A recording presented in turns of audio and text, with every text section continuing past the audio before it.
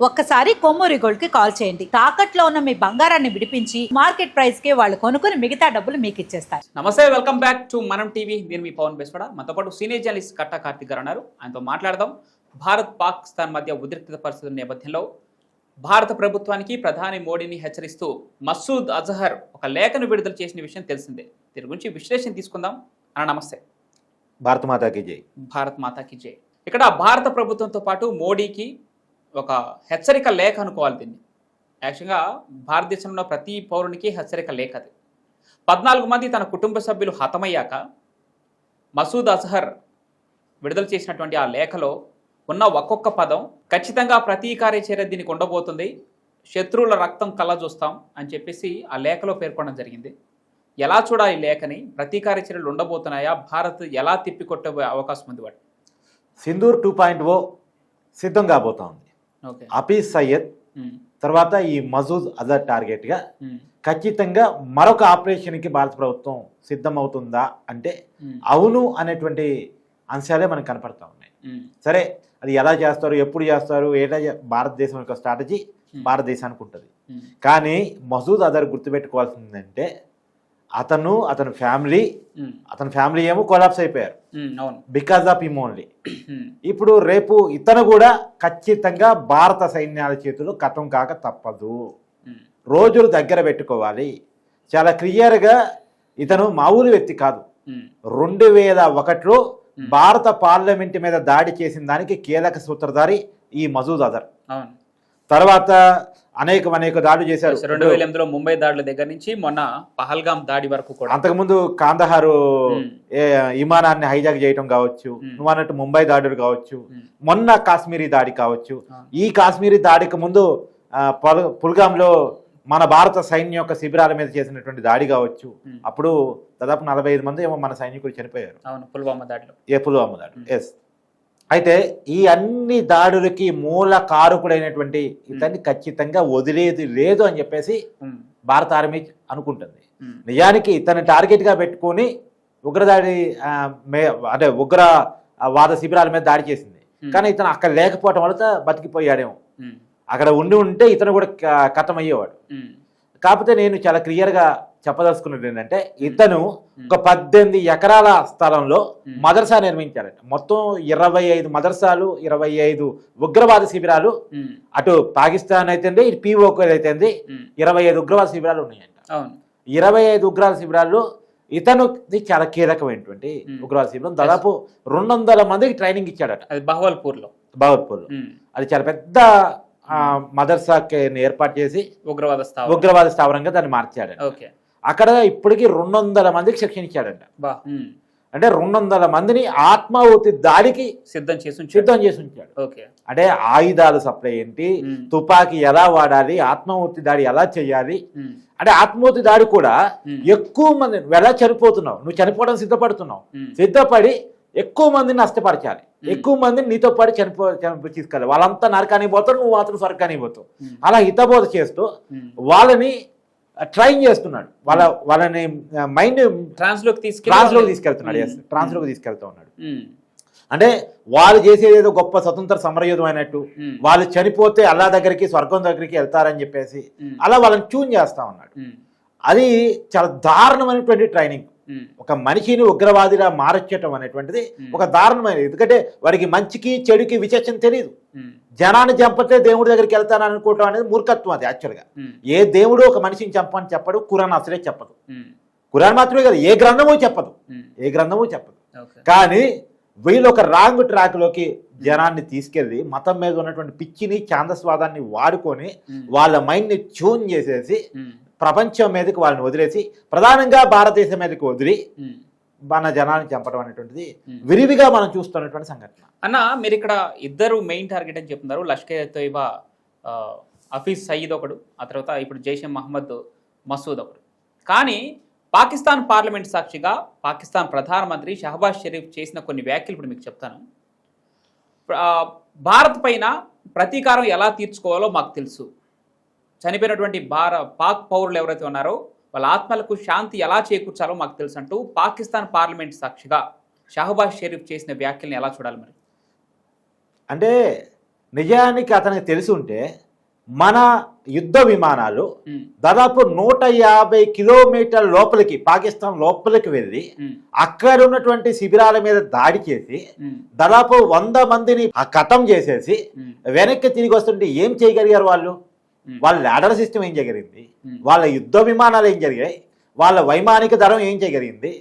తర్వాత పిఓకే మీద మన మిసైల్స్ వదిలితే దాదాపు ఇక్కడ 5 పిఓకేలో, పాకిస్తాన్లో 4, మొత్తం 9 ఈ మిసైల్స్ వదిలితే ఆ మిసైల్స్ ని అడ్డుకోలేకపోయింది కదా వాళ్ళ ఆర్మీ, ధ్వంసం చేయలేకపోయిందిగా వాళ్ళ ఆర్మీ, మన యుద్ధ విమానాన్ని ఆపలేకపోయిందిగా వాళ్ళ రాడర్ సిస్టము, కనిపెట్టలేకపోయిందిగా వాళ్ళ ఇంటెలిజెన్స్. ఈ పరిస్థితితో పాకిస్తాన్ ఉన్నప్పుడు వాళ్ళేదో ప్రతీకారం తీర్చుకుంటారనుకుంటే అంతకన్నా పిచ్చితనం ఇంకోటి లేదు. కాకపోతే వాళ్ళు చేయగలిగిందల్లా ఒకటే, నిరాదులైనటువంటి ప్రజల మీద పడి స్లీపర్ సెల్స్ ని ఉగ్రవాదుల్ని పెట్టుకొని డైరెక్ట్ గా యుద్ధం చేసే దమ్ము లేక సత్తా లేక నిరాయుధులైనటువంటి ప్రజలను ఏమైనా చేయడానికి ప్రయత్నం చేస్తారు. అంటే హైదరాబాద్లోనో, బెంగళూరులోనో, ఢిల్లీలోనో, ముంబైలోనో ఏదైనా అటాక్స్కి వాళ్ళు ప్లాన్ చేస్తూ ఉంటారు. వాళ్ళు చేయగలిగింది అదే, సామాన్యుల మీద వాళ్ళ ప్రతీకారాన్ని తీర్చుకోవడం. మనం పాకిస్తాన్ సామాన్యుల మీద ప్రతీకారం తీర్చుకోలేదు. ఈవెన్ దో పాకిస్తాన్ ఆర్మీ మీద తీర్చుకోలేదు, పాకిస్తాన్ ఆర్మీ క్యాంపుల మీద దాడి చేయలేదు. మనం దాడి చేసిందల్లా మంచికి చెడుకి విచక్షణ తెలవని సామాన్యులనే చంపడం టార్గెట్ గా పెట్టుకున్నటువంటి ఉగ్రవాదుల్ని మాత్రమే ఖతం చేశాం. ఈ ప్రపంచానికి కొరకరాని కొయ్యగా తయారైనటువంటి ఉగ్రవాదుల్ని ఆ శిబిరాలను మాత్రమే మనం ధ్వంసం చేశాం. మనం పాకిస్తాన్ సగటు పౌరుణ్ణి ముట్టుకోని కూడా లేదు. మన ఉద్దేశం కూడా అది కాదు. మనం ఒకవేళ అతను గనక యుద్ధం కోరుకుంటే, యుద్ధం కోరుకోకపోతే టార్గెట్ ఇద్దరు, ఎవరు? హఫీజ్ సయ్యద్, తర్వాత ఇది మసూద్ అజర్. యుద్ధం గనక కోరుకుంటే అప్పుడు కూడా ఇద్దరు టార్గెట్ అవుతారు మనకి. ఎవరు?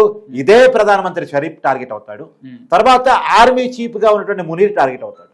యుద్ధం జరిగితే టార్గెట్ ఇద్దరు, యుద్ధం జరగకపోయినా టార్గెట్ ఇద్దరు. అన్న ఇప్పుడు మనం పాక్ పౌరుల్ని ముట్టుకోలేదని చెప్పి మనం చెప్తున్నాం, కానీ అంతర్జాతీయంగా భారత్ను బదనాం చేయడానికి పాకిస్తాన్ పూనుకుని ఉంది. ఈ నేపథ్యంలోనే పాక్ పౌరుల్ని పొట్టన పెట్టుకున్నారంటూ పదే ఆరోపిస్తోంది. అయితే 970 కిలోమీటర్ల పరిధిలో మనం ఈ దాడులు చేయడం జరిగింది. ముఖ్యంగా 970 కిలోమీటర్లు అంటే బహవల్పూర్ నుంచి ముజఫరాబాద్కి 970 కిలోమీటర్ల ఆ దూరాన్ని 25 నిమిషాల వ్యవధిలోనే లక్ష్యంగా చేసుకున్నటువంటి 9 స్థావరాలను మనం మట్టు పెట్టడం జరిగింది. అక్కడ ఉన్నటువంటి దగ్గర 90కి పైగా, ఇప్పుడు వస్తున్న అఫీషియల్ న్యూస్ ప్రకారం 90కి పైగా ఉగ్రవాదులు మృతి చెందినట్టు తెలుస్తోంది. కానీ పాకిస్తాన్ మాత్రం పాక్ పౌరులే మృతి చెందారని తెలుస్తోంది. దానికి ప్రతీకార చర్యగా మన బోర్డర్లో ఉన్నటువంటి గ్రామాలపైన ఇప్పటికే దాడులు చేస్తూ ఉంది. నిన్న 8 నుంచి 10 మంది భారత పౌరులు కూడా మృతి చెందడం జరిగింది. సో ఈ విధంగానే ఇంకా పాక్ కవ్వింపు చర్యలకు దిగితే, భారత పౌరుల్ని ఇంకా వారిని చంపడానికి ప్రయత్నిస్తే భారత్ ధీటైన చర్య ఏ విధంగా ఉండబోతుంది అనుకోవచ్చు? చెప్పింది కదా, మామూలుగా యుద్ధానికంటూ వస్తే డైరెక్ట్ ప్రధాని ఆర్మీ చీఫ్ కూడా టార్గెట్ అవుతారు. అనవసరంగా యుద్ధానికి కోరుకోపోవటం మంచిది. పాకిస్తాన్ ప్రపంచ పట్టణంలో కూడా ఉండదు భారతదేశంతో యుద్ధం పెట్టుకుంటే. ఇప్పుడు 1971లో మనం ఏంటో చూపించాం. ఆ రోజు అమెరికా వాళ్ళకి సపోర్ట్ గా పోయింది, మనకి రష్యా సపోర్ట్ గా వచ్చింది. అమెరికా వాళ్ళకి సపోర్ట్ గా ఉన్నప్పుడే మనం ఏంటో చూపించగలిగాం. ఇప్పుడు చూపించడానికి పెద్ద విషయం ఉంది. ఇప్పుడు అనుకుంటున్నారు కానీ ఇప్పుడు అమెరికా వాళ్ళకి వార్నింగ్ ఇచ్చింది కదా, నువ్వు గమ్మునుండు, నువ్వు పిచ్చి పిచ్చి వేషాలు వేస్తే మేము కూడా చూస్తూ ఊరుకోమని చెప్పింది కదా. అంటే ఇవాళ ప్రపంచంలో పాకిస్తాన్ అది ఏకాకిగా ఉంది, ఏం చూసుకుని విర్రవీగుతుంది అనేటువంటిది అర్థం కానిటువంటి మాట. కేవలం వాళ్ళ నిరాదులైనటువంటి ప్రజలను టార్గెట్ చేయగలుగుతారు తప్ప మన ఆర్మీ మీద వాళ్ళు ఏమీ చేయలేరు, మన దేశం మీదకి వాళ్ళు రాలేరు. వస్తే కనుక ఏం జరిగింది అనేటువంటిది రాబోయే కాలం వాళ్ళు చూస్తారు. మనల్ని ముట్టుకున్నందుకే కదా మన వాళ్ళు 28 మందిని ముట్టుకున్నారు, మనం వాళ్ళని 100 మందిని ముట్టుకున్నాం, అది కూడా ఉగ్రవాదునే ముట్టుకున్నాం. 100 మంది అని అంటున్నారు, ఇంకా లెక్కలు బయట రావాలి. నిజానికి నేను అనుకుంటే ఇంకెక్కువ అనుకున్న సంఖ్య, ఎందుకంటే ఇప్పుడు వీళ్ళ కుటుంబ సభ్యులే 14 మంది చనిపోయారంటే ఇంకా ఉగ్రవాదులు మిగతా వాళ్ళు వీళ్ళు చాలా మంది ఉంటారు కదా. నేను 100 తక్కువ సంఖ్య అనుకుంటున్నాను అఫీషియల్ గా. అంటే మనమే ఆడిపోయి లెక్క పెట్టలేదు కాబట్టి ఒక అంచనాగా ఒక నివేదిక ప్రకారం 90-100 అనుకుంటున్నాం, కానీ ఈ లెక్క దాదాపు 200 పైన ఉండొచ్చు అనేది నా. ఇప్పటికే 44 మృతదేహాలను గుర్తించినట్టు, ఉగ్రవాదులకు సంబంధించిన మృతదేహాలను గుర్తించినట్టు అంతర్జాతీయ మీడియాలో వార్తలు వస్తున్నాయి. కానీ ఇక్కడ ఇందాక మనం చెప్పుకున్నట్టు 2 ప్రధాన వ్యక్తులు మెయిన్ టార్గెట్. ఆ ప్రధాన టార్గెట్లు ఎందుకు ఛేదించలేకపోయింది భారత్ అనే ఒక అసంతృప్తి ఉండిపోయింది భారతీయులు. అంటే ఎందుకు ఛేదించలేకపోయింది అంటే వాళ్ళకి పాకిస్తాన్ ఆర్మీ క్యాంపులో దాక్కున్నారుగా, మనం ఆర్మీ క్యాంపుల్లోకి వెళ్ళలేదుగా, మన ఉగ్రవాద శిబిరాలని టార్గెట్ చేశాంగా, పాకిస్తాన్ ఆర్మీ క్యాంపుల్లో పెట్టుకుని రక్షణ ఇస్తున్నారు కదా. మనం పాకిస్తాన్ అడుగుతున్నాం, వాళ్ళని అప్పచెప్తే చాలా మంచిది, వాళ్ళని అప్పచెప్పకపోతే మూల్యం చెల్లించుకోవాల్సి వచ్చింది డైరెక్ట్ గా పాకిస్తాన్. ఇలా పాకిస్తాన్ వాళ్ళ ఆర్మీ క్యాంపులో రక్షణ పెట్టుకుంది. మనం ఆర్మీ క్యాంపుల మీద దాడి చేయలే. అసలు పాకిస్తాన్ మీద దాడి చేద్దామన్న ఉద్దేశమో యుద్ధం చేద్దామన్న ఉద్దేశం మనకి లేదు. ఆ ఉద్దేశం కనుక మనకు ఉండుంటే ఇన్నాళ్ళు టైం పట్టేది కాదు. మనం పాకిస్తాన్ మీద మోడీ గారు స్ట్రాటజికల్ గా రక్తరహిత యుద్ధాన్ని ప్రకటించారు. మనం రక్తపాత యుద్ధాన్ని చేయాలని పాకిస్తాన్ మీద అనుకోవట్లేదు. మళ్ళీ చెప్తున్నా, మనం శాంతి సందేశాన్ని నమ్ముకొని ఉన్నాం, మంచితనాన్ని నమ్ముకొని ఉన్నాం, నిజాయితీని నమ్ముకొని ఉన్నాం. లేదు కాదు కూడదు కవ్విస్తాను, మీ భారతీయుల మీదకి వస్తాను, యుద్ధం చేస్తాను అని పాకిస్తాన్ కనుక ముందుకు వస్తే మనమేంటో మన సత్తా ఏంటో చూపించడానికి పాకిస్తాన్ రెడీ. కానీ ఒకటి గుర్తుపెట్టుకోవాలి, మోడీకి పోయి చెప్పుకున్నారు, మోడీకి పోయి చెప్పుకున్నారు, తర్వాత మహిళలను తక్కువ చేశారు. అదే మహిళలు, ఇద్దరు మహిళలు వాళ్ళే కమాండర్స్ గా, వాళ్ళే పైలట్ గా వచ్చేసి 100 మంది ఉగ్రవాదుల్ని కాతం పట్టించారు. అంటే భారత మహిళల ముందు కూడా వాళ్ళు నిలవలేరు ఉగ్రవాదులు. భారత మహిళలు తలుచుకున్నా వాళ్ళు నిలవలేరు. అలాంటి స్థాయిలో ఉన్న వాళ్ళు మన మీద యుద్ధం చేస్తారంటే అదే పిచ్చుగా ఏదో ప్రగల్భాలు పలికినట్టు ఉంటుంది అంతే, అంతకు మించి ఏమీ లేదు. వాళ్ళు చేయగలిగింది ఏమీ లేదు. మన ఇంటికలు కూడా గదిరించలేరు. వాళ్ళు సింధూరాన్ని తుడిపేద్దాం అనుకున్నారు, కానీ తుడిపేశారు అని ఆనందించే లోపే వాళ్ళ ఆనందాన్ని పటాపంచలు చేసి వాళ్ళని ఈ భూ ప్రపంచం మీద లేకుండా చేశారు. కావాలి నువ్వు అన్నట్టు వాళ్ళిద్దరు మాత్రం దొరకలేదు. బికాజ్ ఆఫ్ పాకిస్తాన్ ఆర్మీ క్యాంపుల్లో ఉండటం వల్ల మనం ఆర్మీ క్యాంపుల మీద దాడి చేయకపోవటం వల్ల. ఎవరైతే భార్యల ముందు భర్తల్ని చంపి ఆ భార్యల్ని, భారతీయ మహిళల్ని నిస్సహాయులుగా నిలబెట్టారో అదే భారత మహిళలు ఈరోజు పాకిస్తాన్ భూభాగం పైకి వెళ్ళి అక్కడ ఉన్నటువంటి ఉగ్ర స్థావరాలని తుదముట్టించారు. 100కు పైగా ఉగ్రవాదుల్ని మట్టుబెట్టారు. ఇదే మీకు హెచ్చరిక. ఇంకా కవ్వింపు చర్యలకు పాల్పడితే పిక్చర్ అభి బాకీ హై భారత ఆర్మీ ప్రకటిస్తోంది. థ్యాంక్ యూ అన్న, థ్యాంక్ యూ సో మచ్.